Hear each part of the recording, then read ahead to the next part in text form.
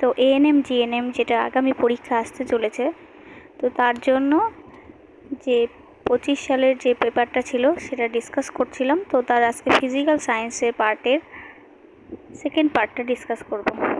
যারা যারা আগের ভিডিওগুলো দেখোনি অবশ্যই দেখবে, এগুলো তোমাদের এক্সামের জন্য কিন্তু খুব ইম্পর্টেন্ট। কারণ পরীক্ষার আগে পিওয়াইকিউগুলো প্র্যাকটিস করলে অনেকটাই ইজি হয়ে যায় কোশ্চেন অ্যাটেম্প করা।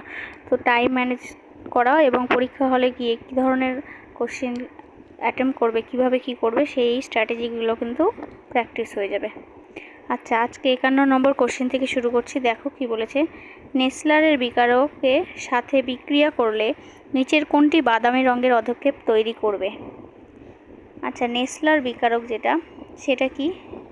নেসলার বিকারকটা হলো K2HgI4, এটা হলো নেসলার বিকারক। বোঝা গেল? তাহলে নেসলার বিকারক এটা এবার অ্যামোনিয়ার সাথে যদি রিয়াকশান করে তবেই কিন্তু নেসলার বিকারক কার সাথে রিয়াকশান করে? NH3 বা অ্যামোনিয়া। তো অ্যামোনিয়ার সাথে যদি করে রিয়াকশান, তো সেই অ্যামোনিয়াম লবণকে শনাক্ত করতে আমরা কিন্তু ব্যবহার করি। এবার অ্যামোনিয়ার সাথে রিয়াকশান করার পরে কিন্তু আমাদের এখানে বাদামি রঙের অধক্ষেপ পড়ে। তো বাদামি রঙের অধক্ষেপটার নাম হলো আয়োডাইড অফ মিলনস বেস বা মিলনের ক্ষারকীয় আয়োডাইড। এটার নাম কি? মিলনের ক্ষারকীয় আয়োডাইড। তাহলে কি বললাম? এই যে K2HgI4 যেটা নেসলার বিকারক, সেইটা যদি অ্যামোনিয়ার সাথে রিয়াকশান করে তাহলে বাদামি রঙের যে অধক্ষেপটা পড়ে সেইটার নাম হলো মিলন এর ক্ষারকীয় আয়োডাইড। ক্ষারকীয় আয়োডাইড। বোঝা গেল? তাহলে এখানে সঠিক উত্তরটা কোনটা হয়ে যাচ্ছে? নেসলার বিকারকটা কার সাথে রিয়াকশান করছে? NH3। বোঝা গেল? এইখানে দেখো, এটা কিছুটা কেমিস্ট্রির পার্ট, তো এই রিয়াকশানগুলো থেকে কোশ্চিন আসছে, এই পার্টগুলো ভালো করে দেখবে। নেক্সট দেখো, নেক্সট কোশ্চিনটা কি বলেছে, 2 কেজি পরিমাণ জলের তাপমাত্রা 10 ডিগ্রি সেলসিয়াস বাড়াতে যে পরিমাণ তাপশক্তি প্রয়োজন তা হলো C = এখানে 4200 জুল পার কেজি কেলভিন দিয়েছে। তাহলে এখানে 2 কেজি পরিমাণ জলের তাপমাত্রা বাড়াতে, তাহলে দেখো এখানে সূত্রটা কি? সূত্রটা হলো Q = m.c.ΔT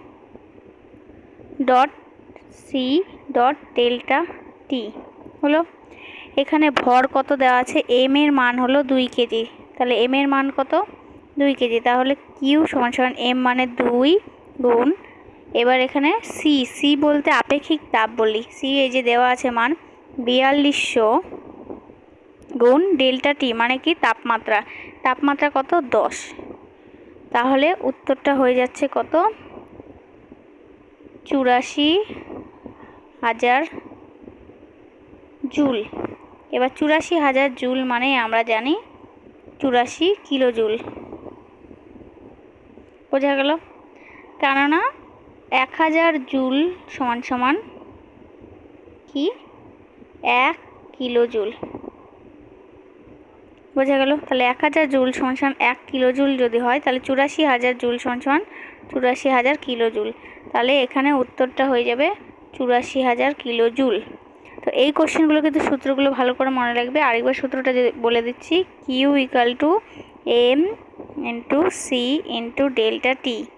m মানে ভর, C মানে আপেক্ষিক তাপ, আর ΔT মানে এখানে তাপমাত্রা বোঝাচ্ছে।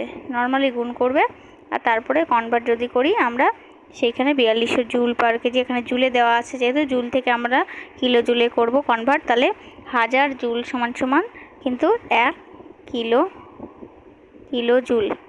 তো এই সূত্রতে করলেই হয়ে যাবে। ঠিক আছে, নেক্সট কোশ্চেনটা দেখো, চাপের SI একক হলো, চাপের বলেছে SI একক নিউটন, জুল, পাস্কেল, ওয়াট। এবার নিউটন তো আমরা জানি বলের একক, তাই না? নিউটন কার একক? বলের একক। তাহলে নিউটন তো আগে নিশ্চয়ই হবে না। এবার জুলটাও তো হবে না, ওয়াটটাও হবে না, কোনটা হবে? পাস্কেল। দেখো, প্রতি একক ক্ষেত্রফলের উপর যেটা প্রযুক্ত বল হয়, একক ক্ষেত্রফলের উপর যে বলটা প্রযুক্ত হয় সেটাকেই কিন্তু আমরা বলি চাপ, তাই না? দেওয়ালে যদি ঘুষি মারি তাহলে সেটার ক্ষেত্রে এমনি মারলাম বল, এবার ওই এরিয়াটার মধ্যে যে বলটা প্রয়োগ করলাম সেটাই হলো চাপ।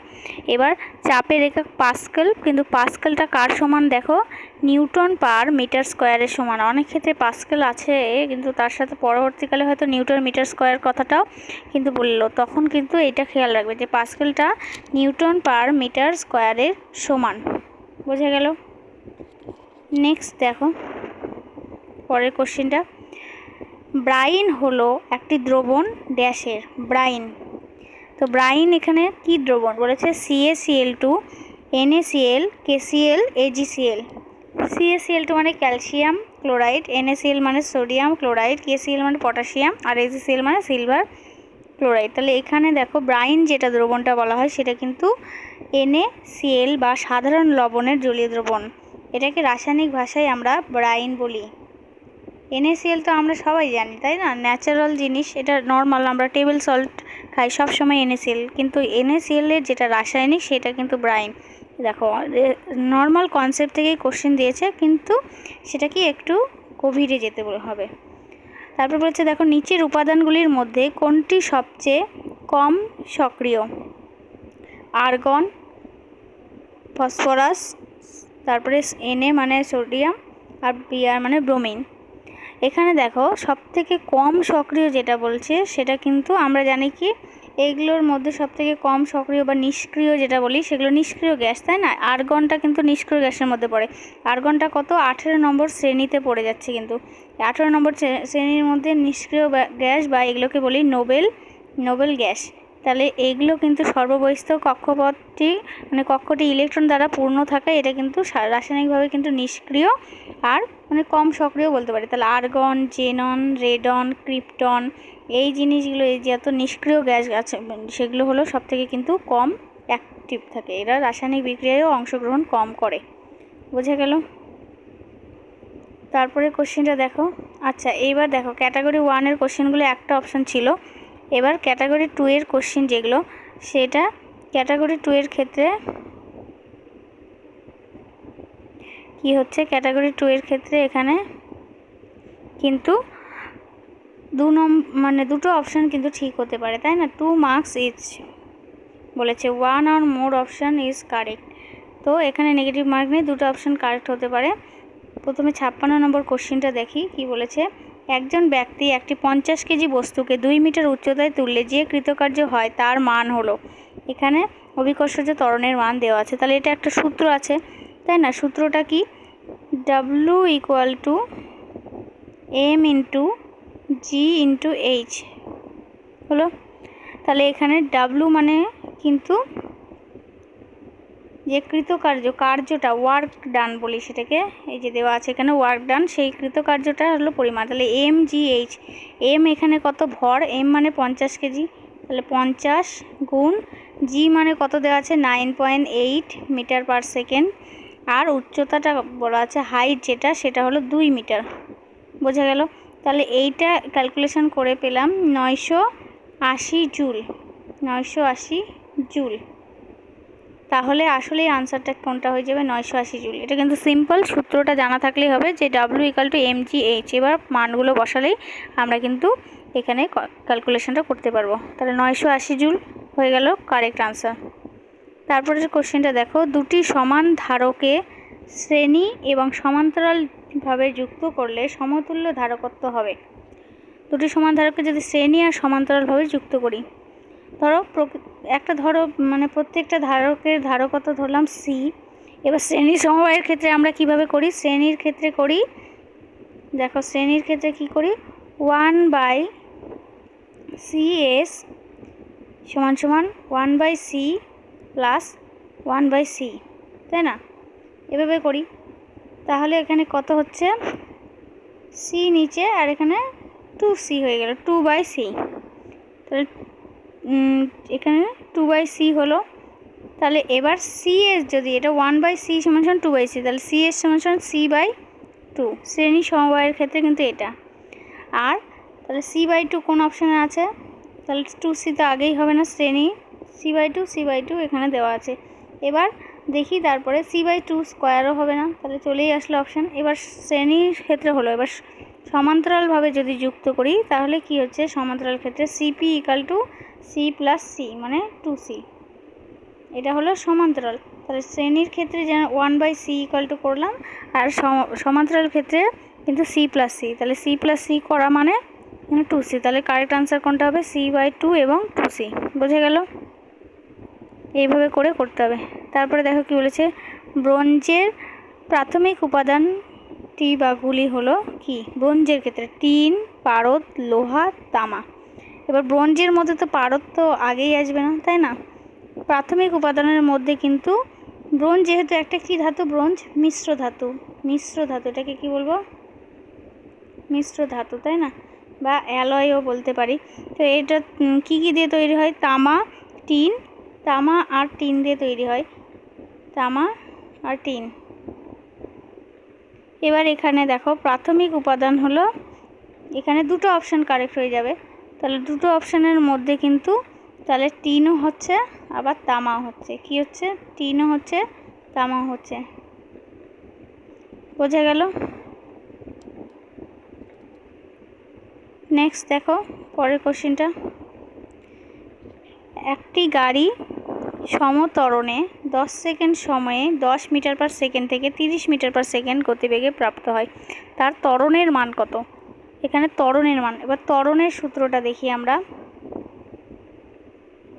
ত্বরণের সূত্র দেখো, এই যে ফাঁকা জায়গাটাতে করি, ত্বরণের সূত্রটা হলো a equal to v minus u, a equal to v minus u by t, এটা মানে ত্বরণ। এবার এখানে দেখো প্রাথমিক বেগ কত ছিল, প্রাথমিক বেগ ছিল 10 মিটার পার সেকেন্ড। বুঝে গেল? তাহলে এখানে প্রাথমিক বেগ হলো 10, তাহলে আর হলো অন্তিম বেগ যেটা ভি, সেটা হলো 30, তাহলে এখানে হবে 30 মাইনাস 10 বাই 10, তাহলে 30 থেকে 10 বাদ দিলে 20, 20 বাই 10, তার মানে 0 0 কাটলে 2, তাহলে 2 মিটার পার সেকেন্ড স্কোয়ার হলো। তাহলে ত্বরণের সূত্রটা কি, a equal to v minus u by t. বোঝা গেল? এবার কোশ্চেনে যাই।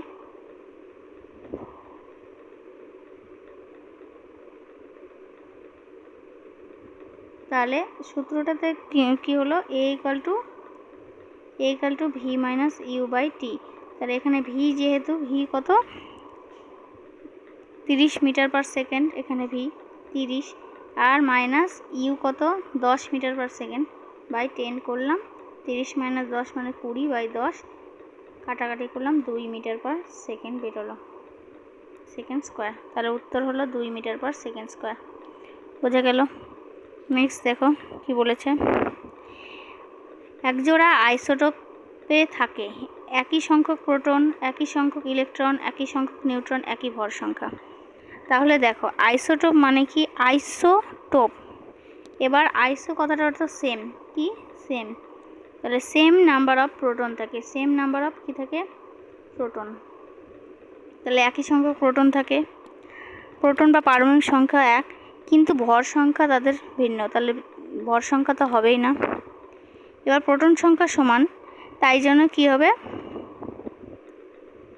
এখানে কিন্তু প্রোটন সংখ্যা সমান, ওই জন্য ইলেকট্রন সংখ্যাও কিন্তু সমান থাকছে, কি হচ্ছে, ইলেকট্রন সংখ্যাও সমান হচ্ছে। তাহলে প্রোটন সংখ্যা সমান আর একই সংখ্যক ইলেকট্রন সংখ্যাও সমান হলো। আইসোটোপ নামে সেম নাম্বার অফ প্রোটন বা পারমাণবিক সংখ্যা, সেখানে প্রোটন সংখ্যা সমান। এবার নিস্তরিত পরমাণু যেটা, সেটার ক্ষেত্রে কিন্তু ইলেকট্রন সংখ্যাটাও সমান হবে, আর ভর সংখ্যা বা নিউট্রন সংখ্যা যেটা, সেটা কিন্তু সমান হবে না। বোঝা গেল? এটা ভর সংখ্যা বা নিউট্রন সংখ্যাটা ভিন্ন হবে। তাহলে আইসোটোপ মানে একই সংখ্যক প্রোটন আর একই সংখ্যক ইলেকট্রন। তো আজকে এই পর্যন্ত থাকলো, নেক্সট ভিডিওতে ইংলিশের যে কোশ্চেনগুলো আছে সেটা ডিসকাস করব। ভিডিওটি কেমন লেগেছে তোমাদের অবশ্যই জানাবে, ভালো লাগলে লাইক, শেয়ার, কমেন্ট এবং সাবস্ক্রাইব করবে। ধন্যবাদ।